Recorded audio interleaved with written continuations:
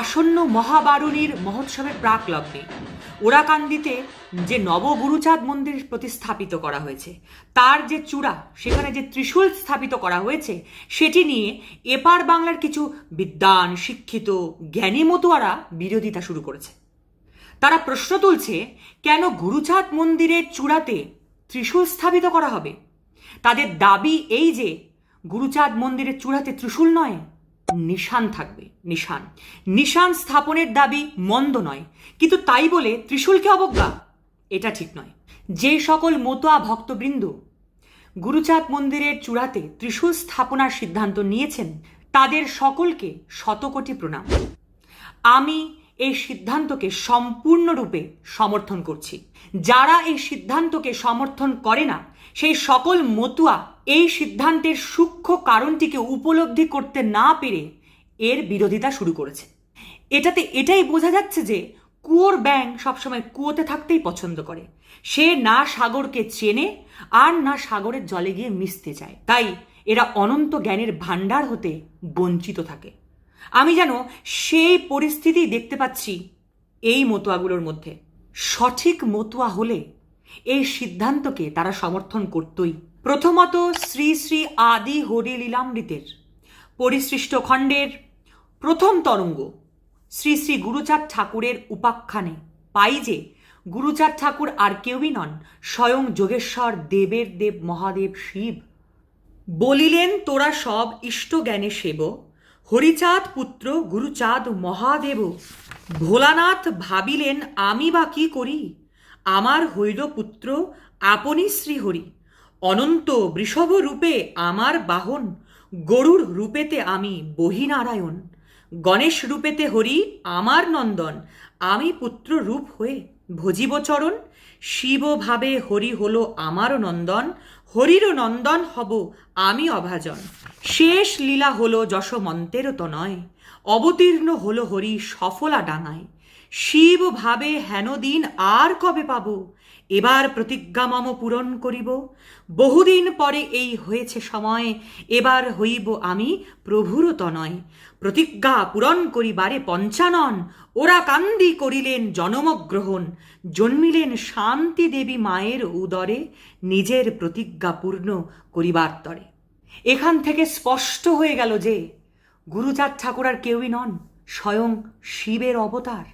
তাই ত্রিশূল যেহেতু শিবের একটি অস্ত্র, তাই গুরুচাঁদ রূপী সেই শিবের মন্দিরের চূড়াতে ত্রিশূল স্থাপনা একটি মঙ্গলকর কার্য। তাই যারা ত্রিশূল স্থাপনা নিয়ে বিরোধিতা করছে, তারা গুরুচাঁদ ঠাকুরকে শিবের অবতার বলেই মানে না, এবং এখান থেকে স্পষ্ট হয়ে যায় যে তারা হরিলীলামৃতকেও মানে না। ত্রিশূলের এই চিহ্নের একটি সনাতনী দর্শন আছে। ত্রিশূল হলো আদি দৈবিক, আদি ভৌতিক এবং আদি আত্মিক এই ত্রিতাপ জ্বালা বা এই ত্রিবিধ দুঃখকে নাশের প্রতীক। মহারুদ্র কল্যাণময় মহাদেব শিব এই ত্রিবিধ দুঃখকে নাশ করেন বলেই তিনি ত্রিশূল ধারণ করেন। ত্রিশূলের মাহাত্ম্য এখানেই শেষ হয় না। এই ত্রিশূল যেমন একদিকে সত্য, রজ, তমস গুণসম্পন্ন ব্রহ্মা, বিষ্ণু, মহেশ্বরের প্রতীক, আবার একদিকে এই ত্রিশূল কিন্তু ইরা, পিঙ্গলা, সুষুম্নার নাড়ি, যা আমাদের সূক্ষ্ম শরীরে রয়েছে, তারও প্রতীক। এই সুষুম্না কাণ্ডের মূলে রয়েছে মূলাধার চক্র, যার মধ্যে সার্ধত্রী বলয়াকারে সুপ্তাকারে রয়েছে কুণ্ডলিনী শক্তি। এই কুণ্ডলিনী শক্তি হল শান্তিমাতা, দুর্গা, লক্ষ্মী, কালী, সরস্বতী।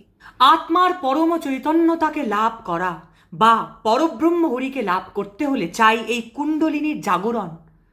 তাই সাধক বিভিন্ন যোগকে অবলম্বন করে যখন এই কুণ্ডলিনী শক্তিকে সুষুম্না কাণ্ড হতে মূলাধার চক্র থেকে জাগরিত করে তোলে, এবং যখন এই কুণ্ডলিনী শক্তি সহস্রার চক্রকে ভেদ করে, তখনই তো হয় হরির দর্শন, লাভ হয় ব্রহ্মানন্দ, পরমানন্দ। তাই এই ত্রিশূল হল কুণ্ডলিনী শক্তির জাগরণের প্রতীক। যোগেশ্বর মহাদেব শিব সর্বদা এই যোগানন্দতে মগ্ন থাকেন, তাই তিনি তার হাতে ত্রিশূল ধারণ করেন। তাই তো সেই ব্রহ্মানন্দ, সেই যোগানন্দ দেওয়ার জন্যে পরমেশ্বর ভগবান শিব স্বয়ং যোগী, আদি যোগী পরমেশ্বর মহাদেব নিজে গুরু হয়ে গুরুচাঁদ নাম ধরে ওরাকান্দিতে এসেছেন।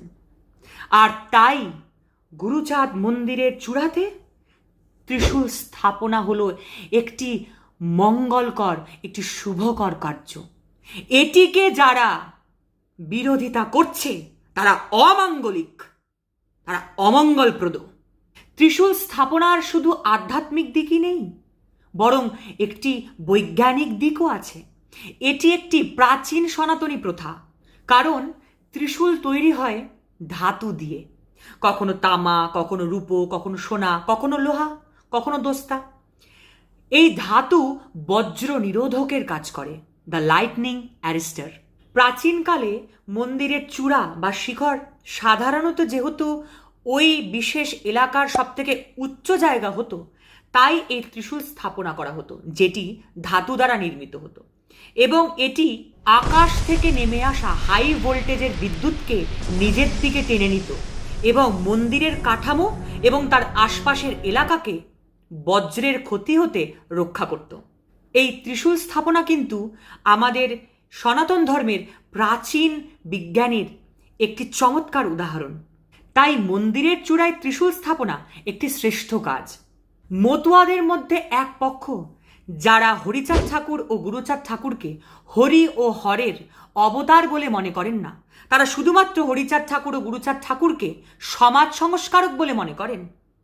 তাদের কাছে আমার একটা প্রশ্ন, যে ওরাকান্দির যে হরি মন্দির, তার বেদিতে গুরুচাঁদ ঠাকুর তো নিজের পিতা হরিচাঁদ ঠাকুর ও নিজ মাতা শান্তি মাতার মূর্তি বসাতে পারতেন, কিন্তু আমি নিজে সেই ওরাকান্দির হরি মন্দির দর্শন করতে গিয়ে দেখতে পেলাম গর্ভগৃহের বেদির উপরে রয়েছে অষ্টধাতু নির্মিত একটি বিষ্ণু মূর্তি। হ্যাঁ, বিষ্ণু মূর্তি, সাধারণ বিষ্ণুমূর্তি নয়, গর্ভদক্ষায়ী বিষ্ণুমূর্তি, যার নাভি কমল হতে ব্রহ্মার উৎপত্তি। সেই লক্ষ্মী সেবিতা নারায়ণ মূর্তি সেই বেদির উপরে প্রতিস্থাপিত করা আছে। গুরুচাঁদ ঠাকুর নিজেই সেই মূর্তি প্রতিস্থাপিত করেছেন। এইখান থেকে স্পষ্ট হয়ে যায় যে হরিচাঁদ ঠাকুর ও শান্তিমাতার কেউ নন, স্বয়ং লক্ষ্মী ও নারায়ণ। আর এই তত্ত্ব জ্ঞাতা গুরুচাঁদ ঠাকুর আর কেউ নন, স্বয়ং ভোলা মহেশ্বর শিব। তাই বলি কি, শুধুমাত্র মতুয়া সম্প্রদায় নয়, ব্রহ্মা, বিষ্ণু এবং মহেশ্বর ছাড়া সূক্ষ্ম সনাতন ধর্মই টিকবে না। এর পরেও মতুয়াদের মধ্যে এক শ্রেণী দেখা যায় যারা তবুও হরিচাঁদ ঠাকুর এবং গুরুচাঁদ ঠাকুরের অলৌকিকত্বতে বিশ্বাস করেন না।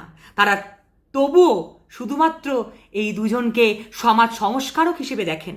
তাদের একটা প্রশ্ন করি, আপনারা যখন হরিচাঁদ ঠাকুর এবং গুরুচাঁদ ঠাকুরকে হরি ও হরের অবতার বলেই মনে করেন না, তাই গুরুচাঁদ ঠাকুরের মন্দিরের চূড়াতে কি দেওয়া হলো আর কি দেওয়া হলো না, সেই নিয়ে মন্তব্য করার অধিকার আপনাদের নেই।